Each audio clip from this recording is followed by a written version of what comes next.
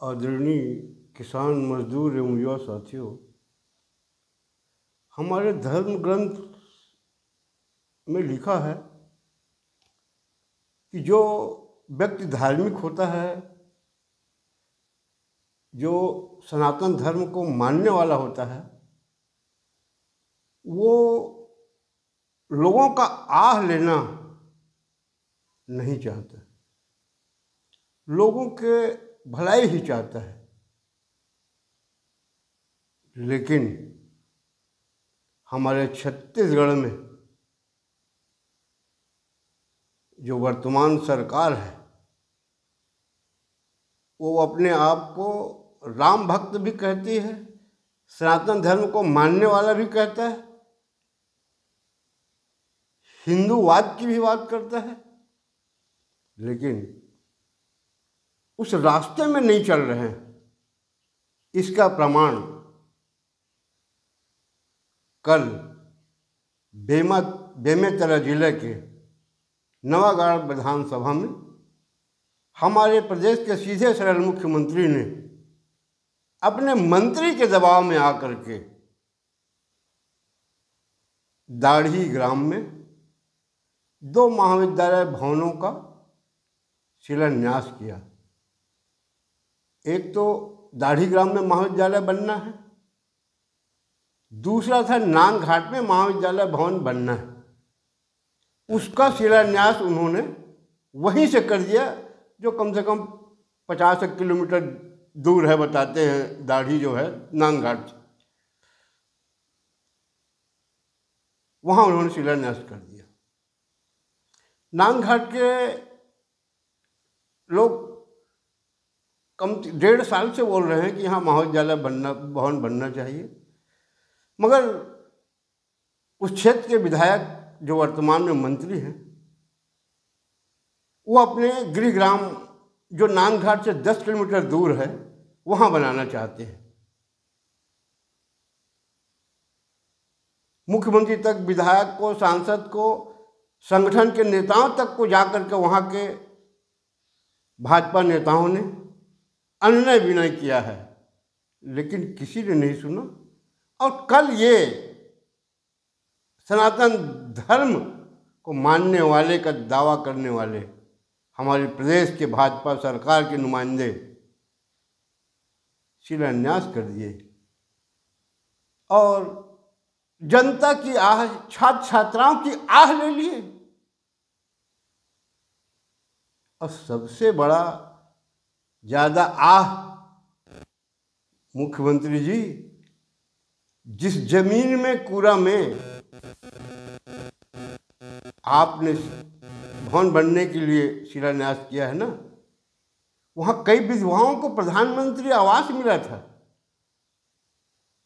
भूमिहीन हैं, अंतिम छोर के हैं, जो मंत्री के चुनाव जीतने में कांग्रेसियों के दरवाजा में जाके फटाका फोड़ते थे, वो लोग हैं।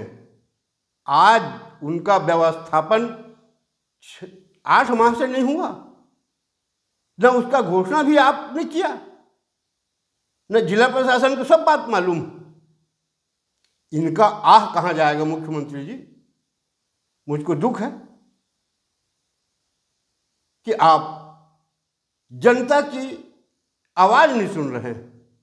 अच्छी बात है, सत्ता का मद होता है, और ये आह जो है ना, बहुत खराब होता है गरीबों का। आज उनको रहने की जगह नहीं, उन विधवाओं का दूसरे घर में रह रहे हैं। एक तो नाली किनारे में है, उसका बेचारी छोटा झोपड़ी बना के रह रही।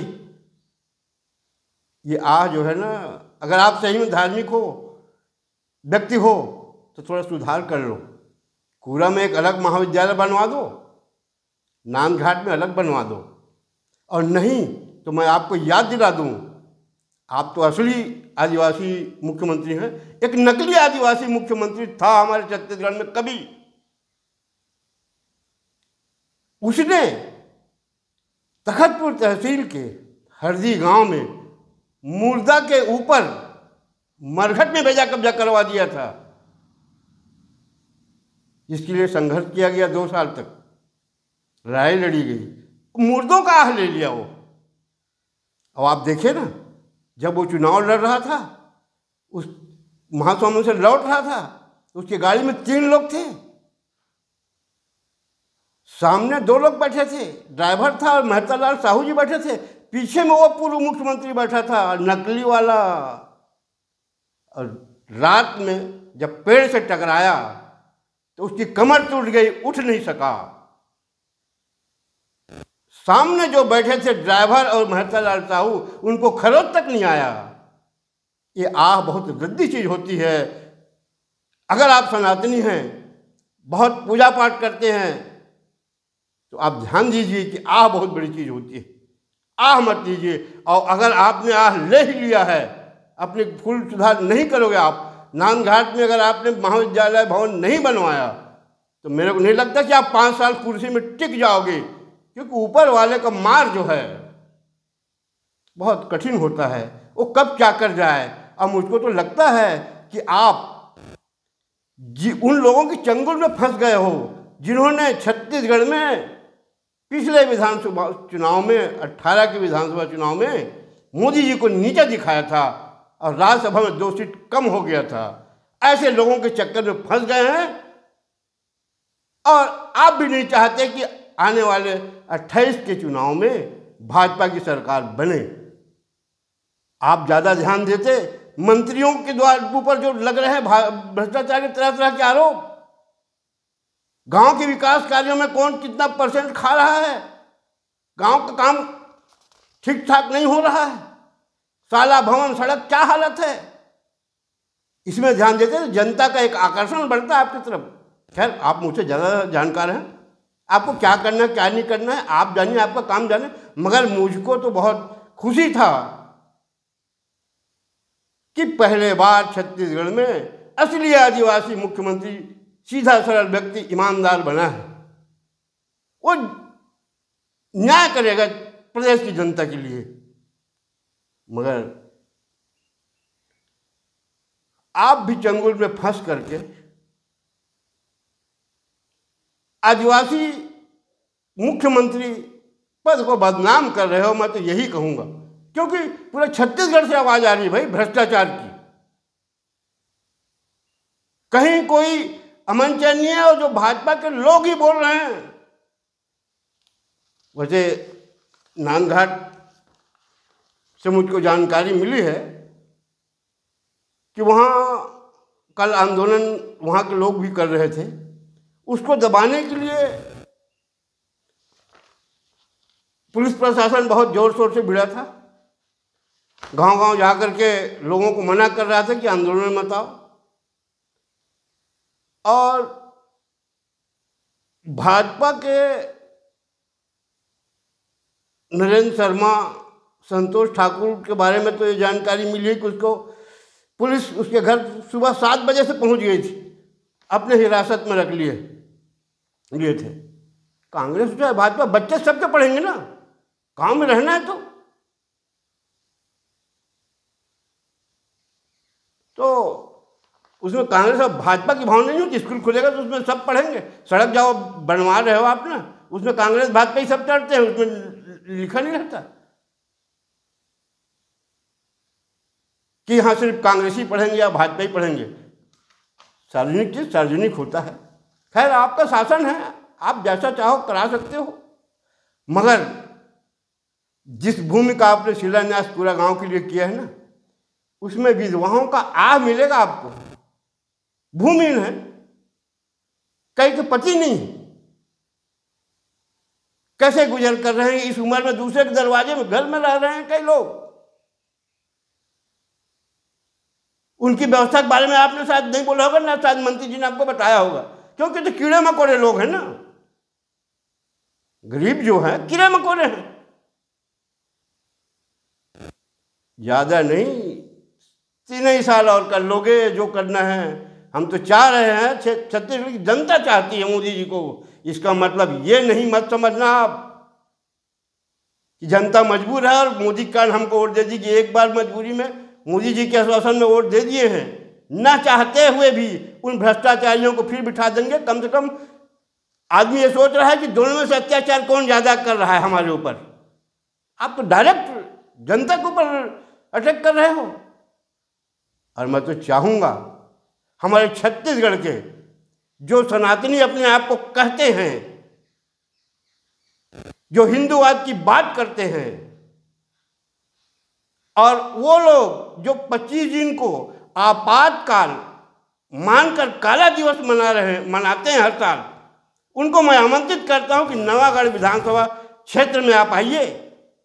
जिन लोगों ने अपने बचपने में होश में आपातकाल में देखा है, वो नवागढ़ विधानसभा में देख लो। कब किसको कहाँ अंदर कर दिया जाए, कब किसकी जान चली जाए, लोग खतरे में जी रहे हैं। मैं अपने छत्तीसगढ़ के वो हिंदूवादियों नेताओं को, वो धर्म गुरुओं को भी जो भाजपा को वोट दो कहते हैं, चले जाइए किसी छोर में नवागढ़ विधानसभा के, आपातकाल का दर्शन आज कर लीजिए आप। लोग दहशत में जी रहे हैं वहां। इंदिरा गांधी तो पूरा देश को लगाया था ना, भाजपा शासन में यही लगा हुआ है, छत्तीसगढ़ में बेमेतरा जिले में नवागढ़ में। तो मैं उन भाइयों का आमंत्रित करता हूं जो आपातकाल कैसा होता है नहीं जानते, वहां आकर के देख लीजिए, लोगों से पूछ लो कि कैसा पुलिस प्रशासन, जिला प्रशासन मंत्री के आदेश में किसको कहां से कहां पहुंचा देता है। खैर, अंत में मैं अपने सीधे सरल मुख्यमंत्री जी से ये जानना चाहता हूं कि रायपुर सेंट्रल जेल में बिट्टू बघेल नाम का जो 3200 करोड़ के शराब कांड का आरोपी है, उसको VIP ट्रीटमेंट कैसे मिल रहा है? घर का खाना, काजू किशमिश, फल फ्रूट, सोने के लिए मोटा गद्दा, ये व्यवस्था कौन करा रहा है मुख्यमंत्री जी? आप पता कर लीजिए। ये पूरे गांव में आ रहा है खबर। ये मत सोचिए कि गांव की जनता नहीं जान रही है। किसान मजदूर साथियों, देख लो, आप कांग्रेस और भाजपा कहते हो, जिसको कांग्रेस लोग खुद कहते हैं कोई पार्टी के मेंबर नहीं है, इतना बड़ा आरोपी है और सेंट्रल जेल में बंद है और उसको ये सारी सुविधाएं दी जा रही है, जबकि आम वहाँ जो आरोपी हैं उनको वो सुविधा नहीं दी जा रही है। क्या बात है? इसकी जांच करा के कार्रवाई करते मुख्यमंत्री जी तो नाम होता है। इतना करके मैं अपने वाणी विराम देता हूँ। धन्यवाद। जय हिंद।